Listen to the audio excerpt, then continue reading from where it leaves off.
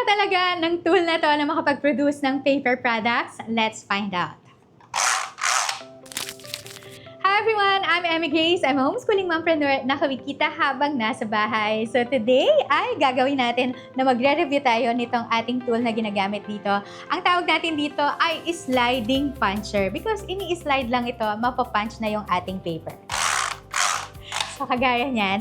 And ang gagawin natin today ay itong coloring na fruits and vegetables. So, ito yung itsura ng ating coloring book for today's video. So, itong coloring book natin ay print natin yung inside pages nito sa ATGSM na bond paper. So, ito ang itsura ng inside pages niyan. So, talagang tuturuan lang yung mga anak natin na magkulay ng mga fruits and vegetables. Itong cover naman natin or yung front and back cover naman ay print natin ito sa 200 GSM na photo paper. So, yan, wala na to sa likod pero yan yung print natin. And gumamit lang tayo dito ng Epson L5290 na original ink ang gamit natin. Kaya makita nyo na very vibrant ang color nitong ating mga covers. So, yan yung gagawin natin and gagamit lang tayo ng mga basic tools para makapag-come up tayo ng isang magandang product, no? Para makita din at may pakita ko din sa inyo na kahit na basic tools lang ang meron kayo, you can still start your home-based printing business. By the way, gagamit din tayo nitong ating plastic ring bind para lang din mabind natin yung ating coloring book. So, umpisahan na muna natin yung mag-review nitong ating sliding puncher. So, itong sliding puncher na to ay meron itong 30 holes. Yan. So, itong mga bilog na yan, 30 holes yan. Ibig sabihin, yung mapapunch ng ating sliding puncher ay 30 na mga butas. Now, yung iba ito doon sa mga binding machine natin na merong mga adjustable pins. Ibig sabihin lang na naka-fix na yung holes kapag ito yung ginamit natin. So, hindi natin na-adjust kung saan mabubutasan yung papel natin at kung saan hindi mabubutasan yung papel natin just because naka-fix na yung holes nitong ating sliding puncher. Now, maraming mga sizes ang pwede mong gawin dito sa ating sliding puncher. Mamaya ipapakita ko sa inyo yung iba't ibang klaseng sizes na pwede natin gawin with this puncher. Nakalagay naman dito, no, na yung size ng papel na pwedeng ma-punch pero hindi talaga siya pwede dahil napapunch natin yung buong papel. Mamaya ipapakita ko sa inyo yan. So, now, etong special feature niyan, ito ay yung tinatawag natin na slider. So, i-glide lang natin yan or i-slide lang natin para ma-punch yung ating mga papel. So, pag na-slide natin yan, mapapunch na yung ating papel na tinatry na i-punch. Okay, so there. And then, meron kayo makikita dyan na iba't ibang klaseng mga sizes ng papel. So, pwede daw ito sa A4 size, mamaya makikita natin. Pwede din ito for A5 size, and pwede din ito for A6 and A7. Pero, we'll see kung kaya talaga nitong mag-punch ng mga iba't ibang klaseng mga papel mamaya. Pwede din daw ito for B5, B6, at B7 na sizes. And then, sa ilalim nitong ating sliding puncher ay makikita nyo dito itong lagayan ito ng mga na-punch na mga papel. So, sometimes hindi na nagpa-punch itong ating sliding puncher just because punong-puno na yung ilalim na to. So, kailangan itatanggalin nyo lang or re-remove nyo lahat ng mga excess na mga papel or mga na-punch na mga papel dito sa ilalim ng ating sliding puncher. So, yan yung ating sliding puncher. Now, magpo-proceed na tayo sa pag-try nitong ating puncher. So, umpisahan lang muna natin sa paglalagay or pag-a-apply ng phototap dito sa ating mga covers. So, ito, lay flat mo lang yan dyan sa ating table. Pero, gumamit din kayo ng self-healing mat para naman at least hindi talaga masisira or maruruin yung inyong mga table. So, gagamit lang tayo dito ng ating phototap. So, ang gagamitin natin this time ay mat. So, ito yung ginagamit natin na pang-protection sa ating mga cover para maiwasan din yung mga scratches, maiwasan natin yung masira yung cover natin kapag na-spill ito or na-spillan ito ng mga water or liquid. So, ganito ang itsura ng ating phototap. So, this one ay self-adhesive siya. Ibig sabihin, kapag pinil off natin itong backing cover niya, ay didikit na siya. So, yan, dumidikit yan. So, ang ginagawa nating technique here ay magpo-fold lang tayo ng maliit dito sa ating photo top, and then ang gagawin natin ay ilalagay natin dito sa ating cover ng coloring book. So, minsan, sobrang challenging lang talaga yung pagkakabit ng photo top. Pero, pag nakasanayan nyo na, magiging madali na talaga siya. So, ang ginagawa lang natin ay ilalagay lang natin yung photo top dyan. And, meron kayo makikita na excess dyan. It's because kahit na A4 size yung ating photo top, mas malaki pa rin yung size nito sa ating photo paper. Tapos, ang gagamitin natin next ay itong ating scraper. So, yung scraper natin, importante na meron itong felt cloth dito sa pinaka-bottom niya para pagka ni-slide natin ito or ni-scrape natin yung ating photo top ay hindi magagasgas yung photo top. So, slide mo lang ito ng dahan-dahan habang pinipeel off mo yung ating photo top. So, huwag ka lang maglagay ng pressure kapag nag-a-apply ka ng photo top. It's because pagka merong pressure, sometimes nagka-crumple yung ating project or kaya naman ay nagkakaroon ng bubbles. So, ngayon, lalagyan din natin yung pinaka-ilalim ng ating cover or yung pinaka-back ng ating cover. It's because para lang balanse yung moisture ng ating papel kasi sometimes may tendency yan talaga na mag-curve yung ating papel kung hindi natin nilagyan ng photo top on both sides.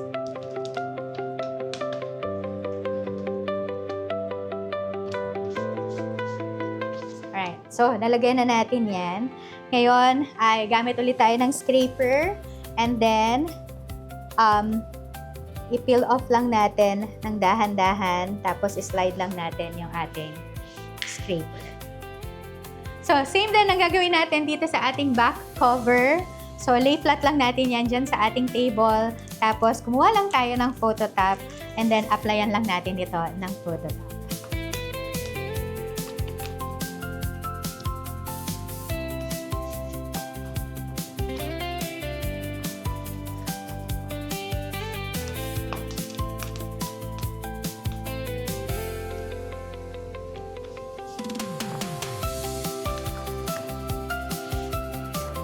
So ngayon, natapos na natin nalagyan ng photo top itong ating mga cover. Now, meron kayong makikita na mga excess dyan sa gilid. So, linisin lang natin yan. Ano ba yung pwede natin gamitin para panglinis ng ating mga sides. So, gamit lang tayo, syempre, ng ating gunting para lang din magupit natin yung mga excess na photo top para hindi didikit yung ating inside pages dito sa ating pinaka-cover.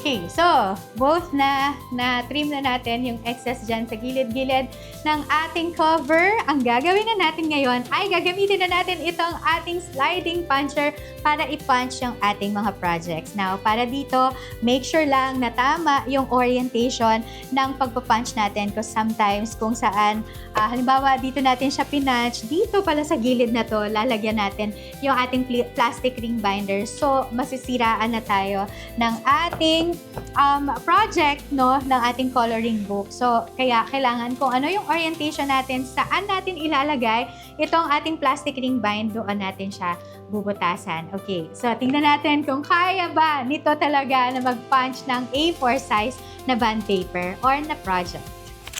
Okay, so i-lay flat mo lang yung ating itong ating sliding puncher sa iyong table and then ipapunch na natin yung ating project. So make sure lang na talagang naka-insert hanggang dulong-dulo talaga or pinaka-back ng ating puncher. Mararamdaman nyo naman yan dahil meron ng resistance dahil ibig sabihin nun wala na talaga, sagad na yung papel natin doon sa ating puncher. And then i-slide lang natin ito. So, sometimes mahirap, no? Medyo merong kailangan force na gamitin para lang ma-punch yung ating project. So, ipapunch lang natin ito.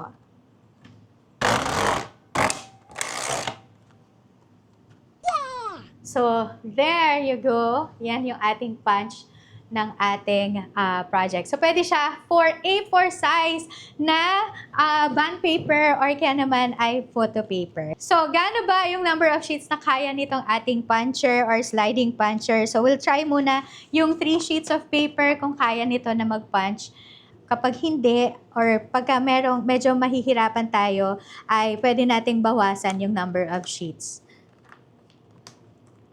Okay, make sure na sagad lang yung ating papel, and then slide lang natin ito.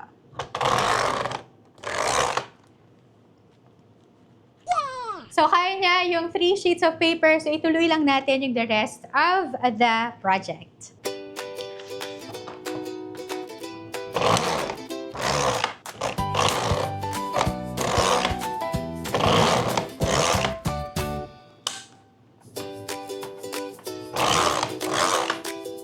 Okay, yung last ay itong ating back cover. So, make sure lang na ganito mo ilalagay yung ating back cover dito sa pinaka-puncher natin para tama yung orientation.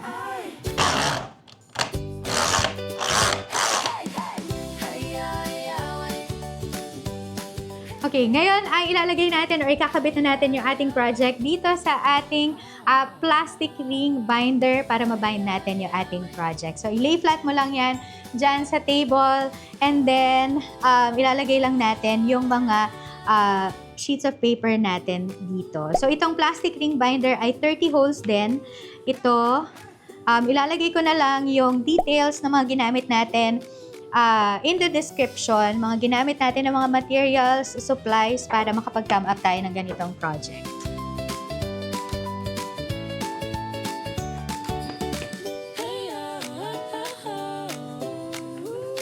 Okay, so pag nakabit na natin ito dito sa ating plastic ring bind, ang gagawin lang natin dito ay i-close natin itong pinaka-plastic ring bind. So, na-adjust ito, tapos mag-i-snap lang yan para ma-close natin siya. So now, let's do it for the rest of the plastic ring bind.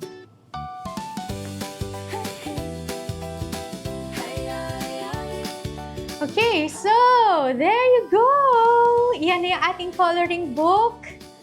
And pwede na natin itong ibenta at pagkakitaan habang nasa bahay tayo. So, gumamit lang tayo nitong ating sliding puncher, and we came up with this coloring book. Now, ita-try na natin ito sa ibang sizes pa ng bond paper. So, let's see kung kakayanin nito na mag-punch ng A4 size bond paper. So, meron ako dito prepare na A4 size, and then meron kayong makikita dyan sa ating sliding puncher na mga sizes.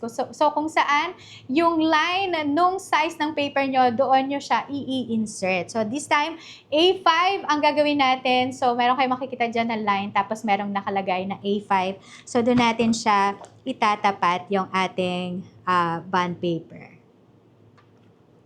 Okay, and then slide lang natin ito.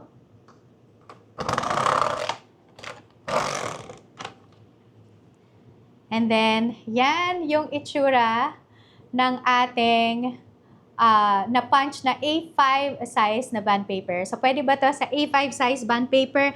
Yes, pwede siya sa A5. So, nakagawa tayo for our A4 size na project, and then pwede din siya for A5 size na project. Now, gawin naman natin yung A6 na size ng ating bond paper. So, meron din ako dito na ginawa na A6, no? Na size, ito ay kalahati ito ng A5. So, yan. Meron kayong makikita din dyan na line for A6. So, itatapat lang natin dyan itong ating bond paper. And then, let's see kung ano ang magiging itsura niya.